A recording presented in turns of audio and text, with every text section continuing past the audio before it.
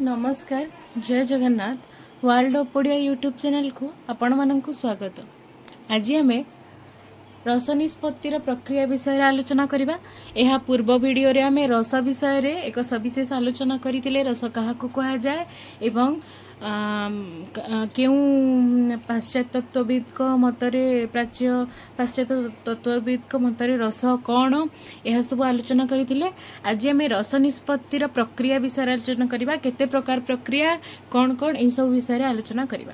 तेबे आसंतु जानिबा रस निष्पत्ति काहाकु कहा जाए। रस निष्पत्ति एक प्रक्रिया अटे। एही प्रक्रिया निर्णय करिसंती माने अनेक तत्वविद जेमती भरत मुनि आमर हेले विश्वनाथ कविराज सहित दर्पण रचयिता से माने रस निष्पत्ति प्रक्रिया विषय रे निज निजर मत उपस्थापन करिसंती। तेबे एही रस निष्पत्ति कौन आसंतु जानिबा। एही रस निष्पत्ति प्रक्रिया को आमे चारि भाग रे विभक्त करि परिबा। प्रथम हैला स्थायी भाव, द्वितीय हैला विभाव, तृतीय हैला अनुभाव एवं चतुर्थ हैला व्यभिचार भाव बा व्यभिचारी भाव। आपण जहाँ भी ताकू कहि परिबे। तेबे यहा को आमे चारि भाग रे विभक्त करिचु। रस निष्पत्ति प्रक्रिया को आमे चारि भाग रे विभक्त करिचु। तेबे आसंतु देखिबा स्थायी भाव काहाकू कहा जाए। स्थायी भाव हेउची मनुष्यर जन्मगत अधिकार। यहा को जणे जन्मरु प्राप्त होई थाए। तेबे कोन कोन ही स्थायी भाव।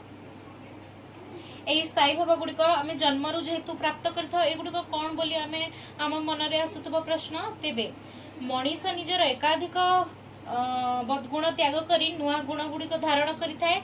एही ग्रहण और वर्जन सबु अस्थायी भाव अस्थायी गुण अटे। माने आमे केते गुडी समय परिवर्तित सहित आमे निजर खराब गुण गुडी को भल गुण रे परिणत करथाय एवं भल गुण क्रमे खराब गुण मध्ये परिणत होइथाय। तेबे एहा तो अस्थायी अटे। एहा एहार नियम बदलिवा एहा बदलुची। एहा अस्थायी अटे। तेबे स्थायी भाव कोन। स्थायी कोन ना स्थायी भाव हेउची शोक, हास्य, रति, क्रोध, भय आदि भाव गुड़िक मनीष जन्मरु प्राप्त होई थाए। कौन कौन शोक, हास्य,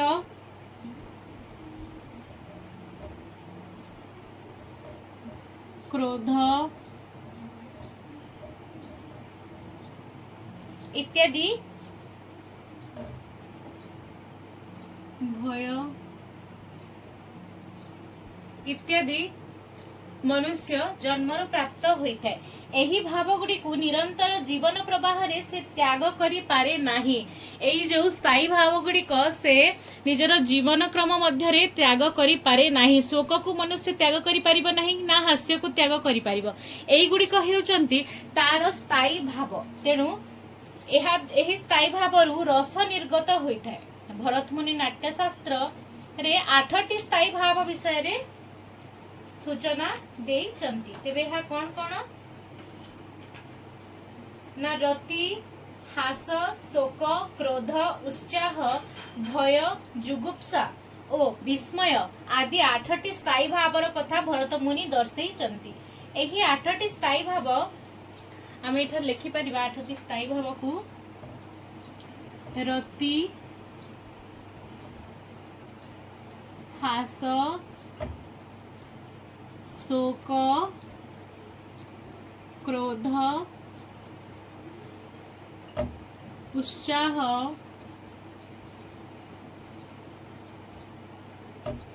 भय,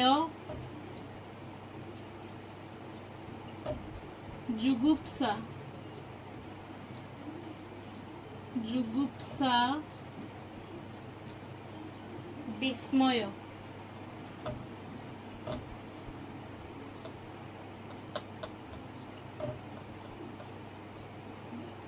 एही 8टी हेउची स्थायी भाव। जहाकू एही 8टी हेउची स्थायी भाव।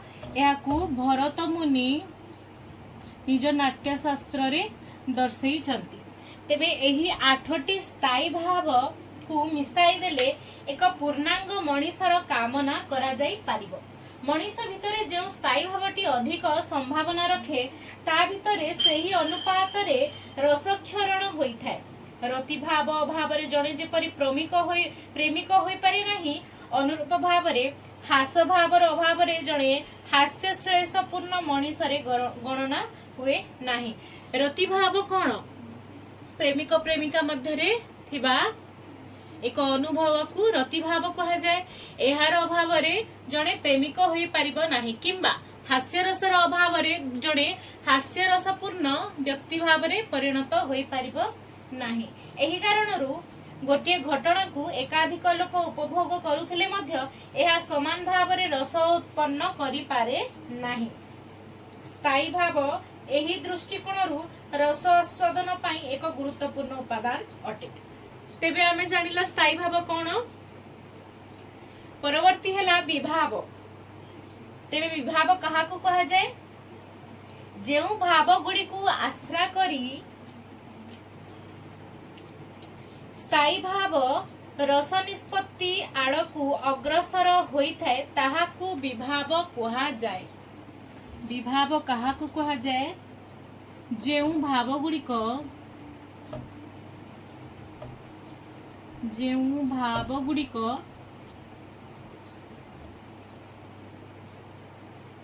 गुड़िकू आश्रा करी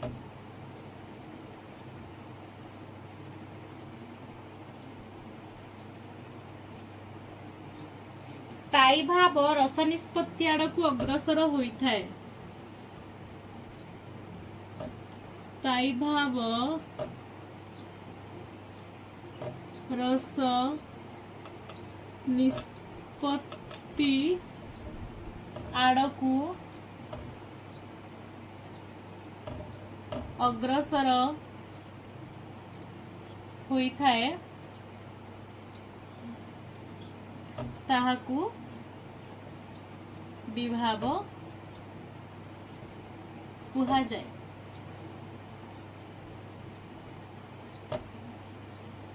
अर्थात स्थायी भाव आमे कौन कौन जानिले ना मनुष्य मध्य थिबा स्थायी गुण गुड़िक जेपरी रति, हास, शोक, क्रोध, उत्साह, भय, जुगुप्सा, विस्मय, एही 8टी गुण को भरत मुनि निजर नाट्यशास्त्र रे स्थायी भाव विषय रे ताकू प्रदान करिसंती। तेबे एही स्थायी भाव गुडी को आश्रा करी स्थायी भाव रस निष्पत्ति आड़कू अग्रसर हेले। केउ भाव को आश्रा करी ना विभाव को आश्रा करी स्थायी भाव रस निष्पत्ति आड़कू अग्रसर होइथाय। तेबे जेउ भाव गुडी को आश्रा करी स्थायी भाव रस निष्पत्ति आड़कू अग्रसर होइथाय ताहाकू विभाव बोली कुहा जाए। तेबे एही विभाव को स्थायी भाव गुडी को ज्ञान रे द्रवीभूत करी जहा ज्ञात करा जाए ताहाकू पंडित धनंजय विभाव बोली कही छंती। यह को आपण माने लेखि परिबे। यह को पुनश्च दुई भाग रे विभक्त करा जायछि। विभाव को आलंबन विभाव एवं उद्दीपन विभाव। यह को दुई भाग रे विभक्त करा गला। तेबे पुनश्च आलंबन विभाव काहाकू कुहा जाए। आपण माने चाहिले लेखि परिबे आलंबन विभाव काहाकू कुहा जाए। जहार अवलंबन रे भावर प्रकाश संभव होई रस निष्पत्ति पाई बाट फिटी जाए सही चरित्र गुडी को आलंबन विभाव भाव रे चिन्हट करा जाए। तेबे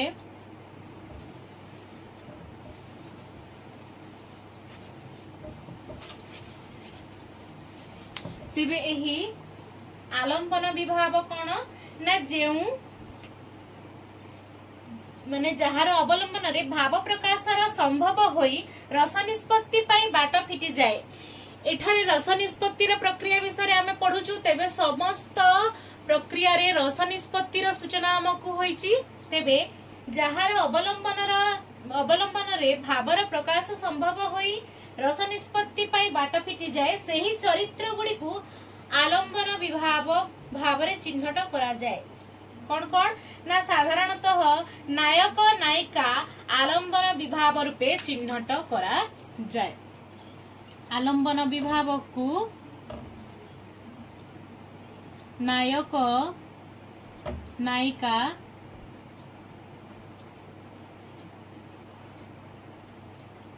आलंबन विभाव रूपे चिन्हट करा जाए। कृष्ण काव्य मानकरे कृष्ण राधा, राम काव्य मानकरे राम सीता आलंबन विभाव रूपे स्वीकृति हेबे। नायक नायिका किए हेले कृष्ण राधा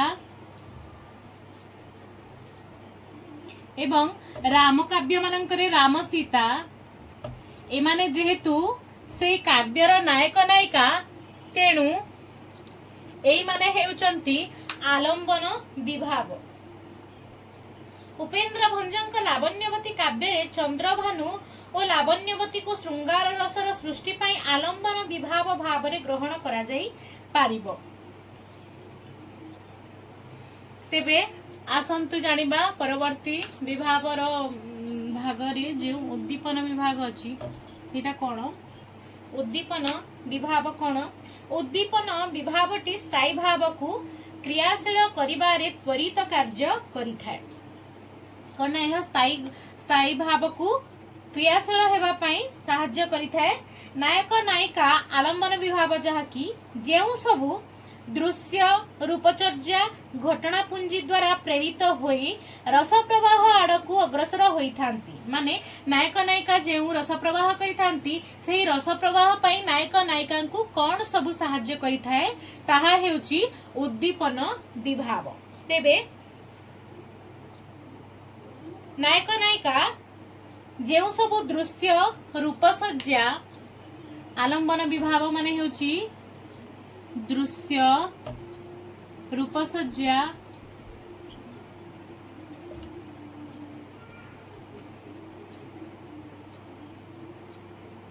एवं घटनापुंज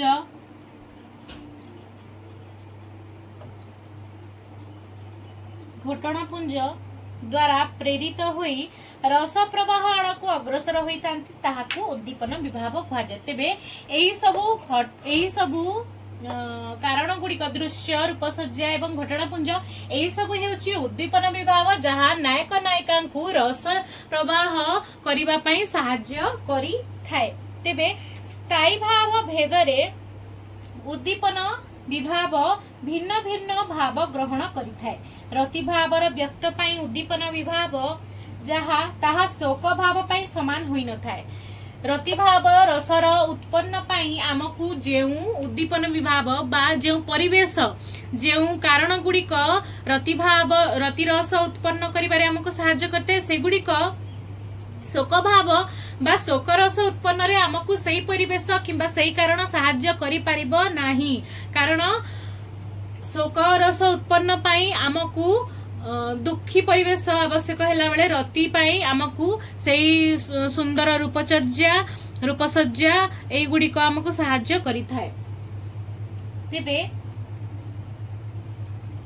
रति भाव पाई नायक नायिका आलंबन विभाव होइथिबा बेले नायकर रूप वर्णना कटाक्ष प्रेमिक संग्लाप प्रेमिल संग्लाप शारीरिक सौंदर्य आदि उद्दीपन विभाव भाव कार्य करिथिबा बेले सेहीपरि नायक नायिकार साक्षात स्थानटी नदीकूल उपवन कुंज जह्नराति आदि होइथाए। सेहीपरि भाबरे रति भावर विकास पाई बसंत वर्षा प्रजापति आदि सहायक होइथांती। उद्दीपन विभावटी चरित्र देहरे उद्दीपन सृष्टि करे। स्थायी भाव प्रति अनुराग आवेग तैयारी करे। स्थायी भाव को तरलाई देई एहाकू परिणतमुखी कराए। लावण्यवती काव्य रे उपेन्द्र भंज बसंत वर्णना माध्यम रे किपरि श्रृंगार उद्दीपना सृष्टि करिसंती लक्ष्य करंतु।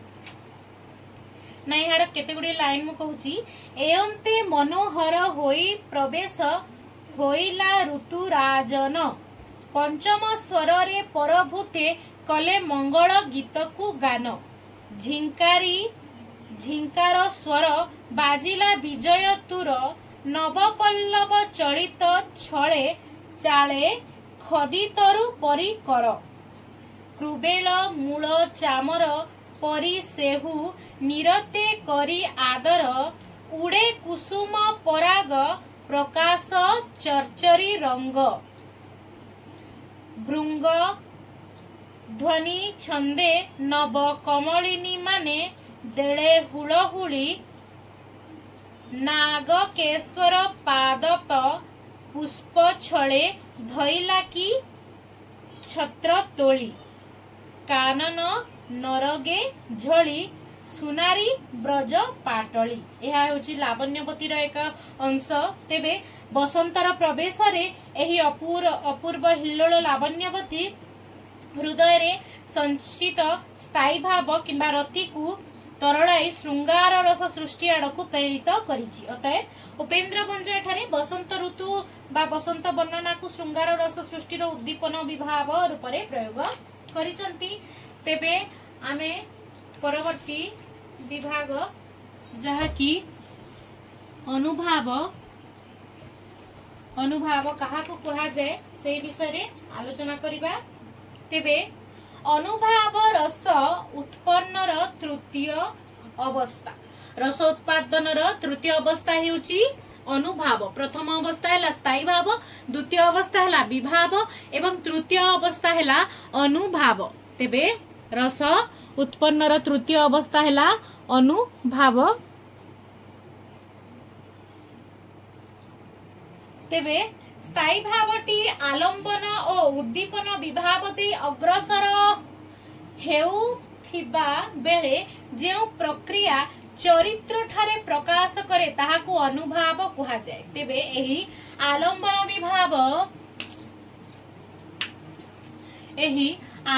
विभाव एवं उद्दीपन विभाव द्वारा स्थायी भावटी एहा दे अग्रसर हेउथुबा बेले जेउ प्रतिक्रिया प्रकाश पाए। अनुभाव विभाव कहा कहा जाए ना जेउ प्रतिक्रिया बा आमे ताकू इंग्रजी रे रिएक्शन जेउ प्रतिक्रिया प्रकाश पाए ताहाकू कोन कहा जाए ताहाकू अनुभाव बोली कहा जाए। तेबे आपण माने एठार लिखि परिबे स्थायी भावटी आलंबन और उद्दीपन विभाव दे अग्रसर हेउथिबा बेले जेउ प्रतिक्रिया चरित्र ठारे प्रकाश करे ताहाकू अनुभाव बोली कुहा जाए। चरित्र ठारे अर्थात नायक नायिका ठारे आलंबन विभाव एवं उद्दीपन विभाव दे जेउ दे गति करुथबा बेले जो प्रतिक्रिया नायक नायिका ठारे प्रकाश पाई थाए ताकू अनुभाव बोली आमे कहि परिबा। अनुभाव को आमे एही गुटिए शब्द माध्यम रे जानि परिबा ना प्रतिक्रिया जो प्रतिक्रिया प्रकाश पाए ताकू अनुभाव बोली कुहा जाए। अर्थात लावण्यवती बसंत स्पर्श रे आसीबा द्वारा ता भितरे जो भावांतर कटाक्ष प्रिय मिलन पिपासा सृष्टि होईची से सबुर लाक्षणिक सूचना को अनुभाव बोली कुहा जाई पारिबो। स्थायी भाव रति क्रमशः श्रृंगार रसर रूप धारण करिबा पूर्वरु लावण्यवतीर लज्जा बेपथु सिहरण अन्यमनस्कता भाव प्रवणता आदि दैहिक अनुभव गुड़िक अनुभाव पर्यायर कोन स्थायी भाव रति क्रमशः श्रृंगार रस रूप धारण करबा पूर्वरु लावण्यवतीर दैहिक बा देहरे जेउ सब प्रतिक्रिया बा रिएक्शन जहा हेउची जोटा की लज्जा सिहरण अन्यमनस्कता भाव प्रवणता बेपथु इत्यादि हेउची प्रतिक्रिया। एही प्रतिक्रिया गुडी को अनुभाव बोली आमे कहि परिबा। राधा दिने कदम्ब मूल कृष्ण को देखि आचंबित हेबा सह श्रृंगार पीड़ा रे आच्छादित होई पड़ी छंती। एहा परे तांका भितरे जो शारीरिक प्रतिक्रिया और रति आतुरता प्रकाश पाइची से सबु को अनुभाव पर्याय ग्रहण करा जाई पारिबो। तेबे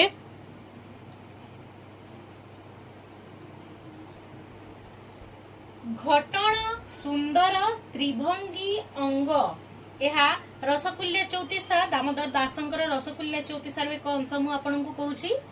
घटण सुंदर त्रिभंगी अंग घन घन बंशी बाजे श्री रंग घोटिला अंतरे अनंग ज्वर घुमाई पारिला मोर शरीर से घाउ कला रति पर जे घाउआ हरिणी प्राय मु हेली सुनीता बेणु सुसर जे।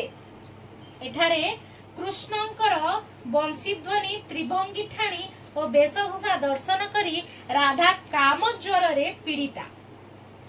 कृष्ण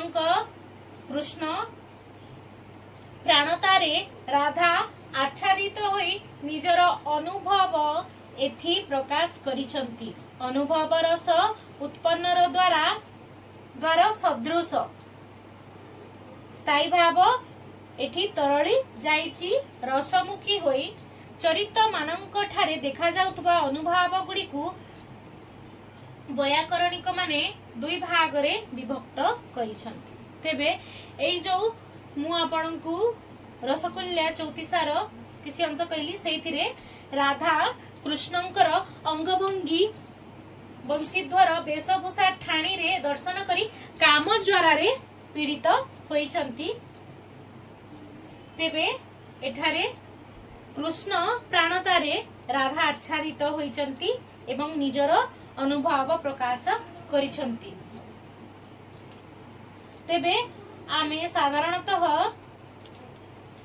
अनुभव को दुई भाग रे विभक्त करिबा। गोटे हेउची स्वाभाविक गोटे हेउची अस्वाभाविक। स्वाभाविक अनुभव काहाकू कहा जाय जेउ अनुभव गुडी को स्वाभाविक भाव रे चरित्र ठारे उत्पन्न हुए ताहाकू स्वाभाविक अनुभव कहा जाय। एहा चरित्रर आत्मिक स्तर रे सूक्ष्म भाव रे सृष्टि होई थाए। स्तंभ स्वेद रोमांच स्वरभंग बेपथु वैवर्ण्य अश्रु प्रलय आदि अनुभव गुड़िक एही स्वाभाविक अनुभवर प्रकार।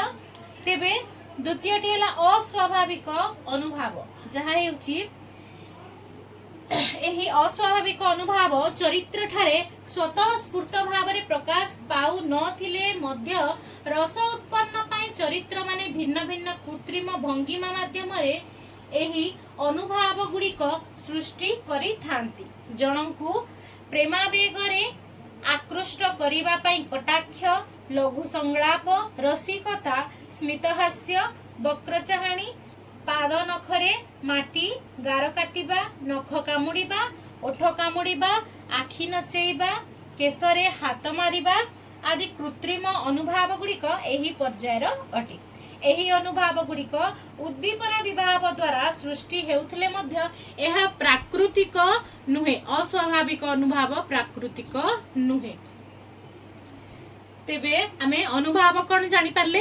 एबे आसीबा शेष भाग व्यभिचार भाव। व्यभिचार भाव कहा को कहा जाए। एही व्यभिचार भाव को आमे संचारी भाव बोली मध्य कही थाउ।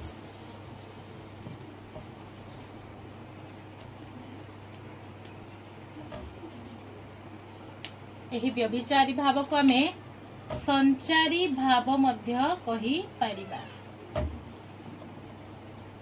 एही संचारी भाव हेउची स्थायी भाव को बेगवान करिबा आउ केतेक सहयोगी भाव कार्य करिथाय। एही स्थायी भाव को बेगवान माने अति शीघ्र तार बेग बढ़िबा पई आउ केतेक सहयोगी भाव कार्य करिथाय। स्थायी भावटी शीर्ष को पहुंची गला परे एही सहयोगी भाव गुड़िक अपसरी जाती। एतक बेलकु स्थायी भावटी चरित्र मानक देहरे संचरी जाय थाए। चरित्रटी एही रस निर्गत प्रक्रिया रु निजकु आउ बाद दे पारे नाही। अतएव स्थायी भाव को कोलाग्रत करी ताकु एक निर्णायक रूप देबा व्यभिचार भावर गुरुत्वपूर्ण भूमिका रहिछि। बासर राति रे प्रिय पुर को गमन करुथुबा बधू को तार सहचरी माने नाना कटाक्ष कौतुक हास्य परिहास और आग्रह सृष्टि करी प्रिय पाखरे छाड़ी आसंती। प्रिय सह मिलन समय रे एही हास्य कटाक्ष आदि भाव गुड़िक अपसरी जाई थाए। सृष्टि हुए केवल श्रृंगार रस। संचारी भाव गुड़िक आयुष संक्षिप्त। एही केवल स्थायी भावर बाहक भाव रे कार्य करी स्थायी भाव रे विलीन होई जाती। काम पीड़िता परिमला प्रति सखी मानक व्यवहार रु संचारी भाव लक्षण करा जाई पारिबो। तेबे आमे एठारे परिमला काव्यर नृसिंह सेनकर परिमला काव्यर एक अंश एठारे मु आपनकु कहिबी। सुआइले बालिकी तही नेई अनेक चाटुपाणी मान कही बिंचंती सखी जने चौपासे दहई तनु काम हुतासे सखी गो। क्षण क्षण के मोह जाई बाली पुणी तार देह चमकई उल्लसित होए रोमा बळी। एठारे परिमला काव्य रे काम पीड़िता परिमला विषय रे सखी माने केमिति तार चारि पाखरे सब आतजात हेउचंती तांको बिंछणा करूचंती सेही विषय वर्णना करा जायछि। परिमलांकर बासर रातिर दृश्य एठारे वर्णना करा जायछि। तेबे संचारी भाव रस निष्पत्ति मार्ग रे एक अस्थायी अवस्था अटे। यह सर्वदा स्थायी भाव सह विलीन होई जाए। अतएव उपरोक्त आलोचना रु आमे रस निष्पत्ति केमिति हुए ताहा जानि पारिले। तेबे परवर्ती वीडियो रे आमे रस संपर्क रे केतेक मतवाद जानिबा। तेबे आजिर आलोचना को मुझे एठारे समाप्त करुच्ची। आमे रस निष्पत्ति प्रक्रिया संबंध रे सब विषय रे जानि पारिले। तेबे आजि पई एतिकी। नमस्कार।